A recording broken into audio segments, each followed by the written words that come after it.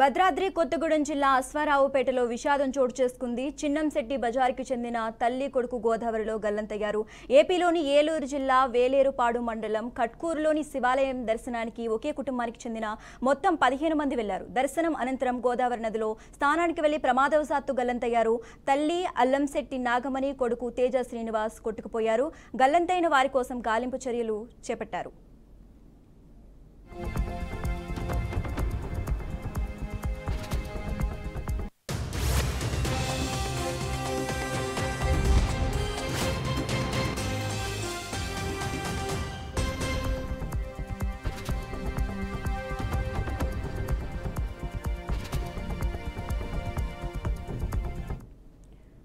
భద్రాద్రి కొత్తగూడెం జిల్లా అశ్వారావుపేటలో విషాదం చోటు చేసుకుంది. చిన్నంశెట్టి బజార్కి చెందిన తల్లి కొడుకు గోదావరిలో గల్లంతయ్యారు. ఏపీలోని ఏలూరు జిల్లా వేలేరుపాడు మండలం కట్కూరులోని శివాలయం దర్శనానికి ఒకే కుటుంబానికి చెందిన మొత్తం 15 మంది వెళ్లారు. దర్శనం అనంతరం గోదావరి నదిలో స్నానానికి వెళ్లి ప్రమాదవశాత్తు గల్లంతయ్యారు. తల్లి అల్లంశెట్టి నాగమణి, కొడుకు తేజ శ్రీనివాస్ కొట్టుకుపోయారు. గల్లంతైన వారి కోసం గాలింపు చర్యలు చేపట్టారు.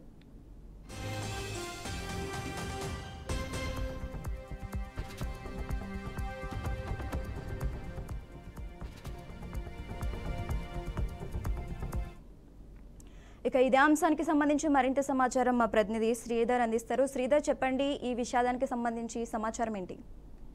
శశిరేఖ, భద్రాద్రి కొత్తగూడెం జిల్లా అశ్వరావుపేటలో ఘోర విషాదం జరిగిందని చెప్పుకోవచ్చు.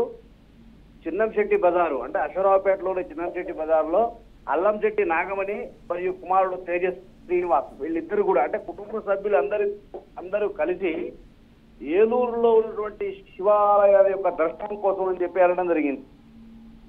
ఆ ఏలూరులో ఉన్నటువంటి కట్కూరులో ఉన్నటువంటి శివాలయ దర్శనం పూర్తయిన తర్వాత స్నానం చేయడానికి అని చెప్పి గోదావరిలోకి దిగారు. ఇదే సమయంలో ఈ యొక్క విషాదమైనటువంటి సంఘటన జరిగింది. తల్లి నాగమణితో పాటు కుమారుడు తేజ శ్రీనివాస్ ఇద్దరు కూడా ఆ యొక్క గోదావరి నీటి యొక్క ప్రవాహానికి గల్లంతయ్యారు. అది తెలిసినటువంటి బంధువులు కూడా సకాలంలో అందరికీ విషయం తెలపడంతో అక్కడ ఉన్నటువంటి గజయితంగాళ్ళందరూ కూడా వెంటనే స్పందించి ఆ గాలింపు చర్యలు మొదలుపెట్టారు. సరే, తొలుత కాసేపు ఇబ్బంది అయినా కానీ ప్రస్తుతం ఈ యొక్క తల్లి మరియు కుమారుడు ఇద్దరి యొక్క మృతదేహాలు కూడా లభ్యమైనవి. Okay, right. Thanks for update Sridhar.